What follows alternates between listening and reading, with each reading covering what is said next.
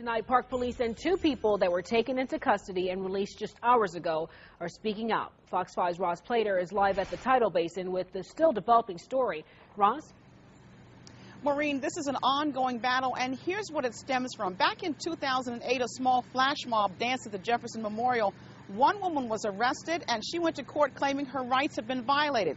Well, she lost that case. She also lost the appeal earlier this month, which is why protesters and supporters are back out here today. And what happened next was all caught on tape.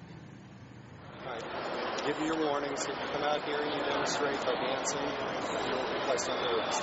The trouble started not long after the protesters began dancing in the rotunda of the Jefferson Memorial, protesting a recent court ruling that expressive dancing would be considered the same as picketing, marching, and making speeches, all of which are banned in certain parts of national memorials. And I find that law to be absurd.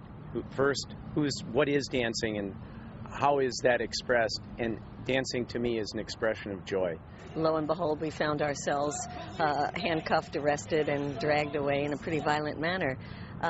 What's so crazy about this is it violates everything that Thomas Jefferson stood for. But what has some people outraged is how Park Police officers handled those arrests. The video posted on YouTube by the protesters appears to show officers slamming protesters to the ground, then appearing to put one of them in a chokehold, punching another who'd been thrown face down on the pavement, and at one point a news photographer also appears to have been roughed up too. We asked Park Police to respond to the allegations that the officers overreacted. Whenever there's any allegations that the United States Park Police officers are enforcing these regulations and the enforcement isn't in the fashion that the United States Park Police desires, we take these things very seriously, and so as a result of this, the United States Park Police has initiated an inquiry into these activities. In all, 5 were arrested, charged with violating the demonstration law, but the protesters are promising this is hardly the end of it. Next Saturday at noon, bring your dancing shoes. Well, those folks were out tonight. As you can see, they are cited. They will face a fine, and they have a court date coming up. But as you hear, Marie, they plan to be back out here next Saturday at noon. Yeah, just watching that video, it's pretty unbelievable. But, you know, Roz, we all remember the civil rights protest with MLK at the Lincoln Memorial. How is this different?